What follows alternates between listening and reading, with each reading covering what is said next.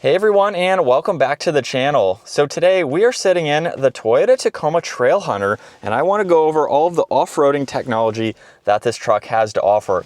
We'll start off with the gauge cluster, where on the right side I already have that screen set up for pitch and roll. On the left side I have the traction monitor. That is about all of the off-road focused info that you can have on the gauge cluster there, but it's nice that you can monitor that. And then with the Trailhunter, you have 2 high, 4 high, and 4 low. There's also the multi-terrain select, downhill assist, and crawl control. And then you have the locking rear diff and the electronic sway bar disconnect. So the truck is in park right now. Let's put it into neutral. There's a release on this left side, so we can push on that and rotate this counterclockwise or to the left, and we are already into 4 high. From there, of course, you can put it into reverse or drive, and then go forwards or backwards depending on the terrain that you are on. From here, we'll put it back into neutral, and then we can activate 4 low.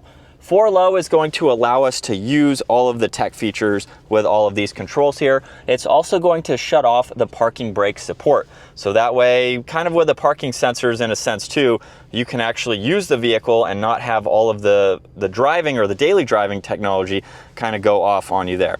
So truck is in 4 low right now. We can use this button on the left side for the driving modes, which is for on-road. So now we can switch over to MTS, which is the multi-terrain select. So you have auto, there's also sand, there's mud, and rock. So today we're just in my backyard. We'll just do it on auto since it's neither of the top 3, just being on grass here with a pretty steep incline. So we will see that on the meter there. And then the one behind that is for your crawl control or your downhill assist. So I'm going to put the vehicle into drive because you can't activate crawl control unless you're in drive or reverse. So you'll notice on the right side there, we have the speed that we want the vehicle to go. And you can just rotate the dial depending on how fast or slow you'd like to go. And of course, it's going to work downhill too. Now you do have the locking rear diff and the sway bar disconnect. So I'll put the vehicle back into neutral there. We are still in 4 low. It's currently deactivating crawl control since we are not in a forward or reverse gear. I can simply push on the locking diff. You'll notice that icon pop up, and we can also push on the sway bar disconnect, which is underneath 4 low there, and it is now engaged. So we don't need that since we're just on more flat ground, but that is definitely very beneficial to give you some more articulation. So with the hill that we are on, let's go into 4 high. Just to test that out. I'm not going to use 2-wheel drive. I don't want to tear up my backyard here. So we're in 4 high. I will let my foot off of the brake pedal, and we will slowly start to give this some gas.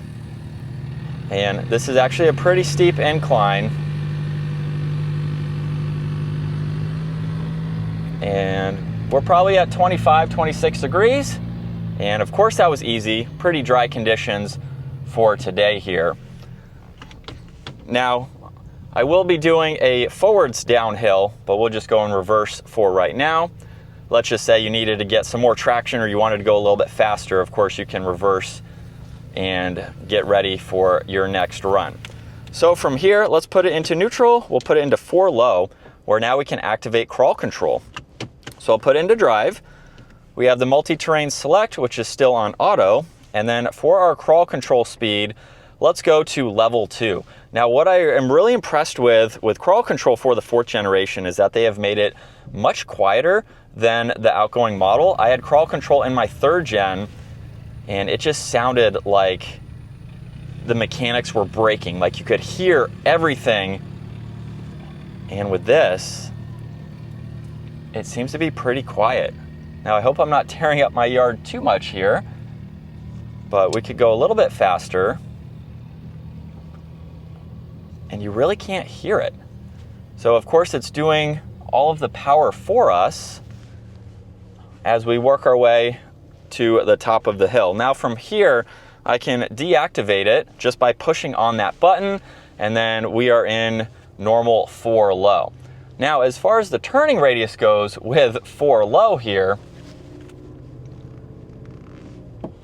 it's not going to be as good as you would expect in just normal rear wheel drive, but it's not honestly all that bad. We still have the parking sensors too, which would be nice to be able to turn off all of the way, but it is obviously helpful in off-roading situations as well.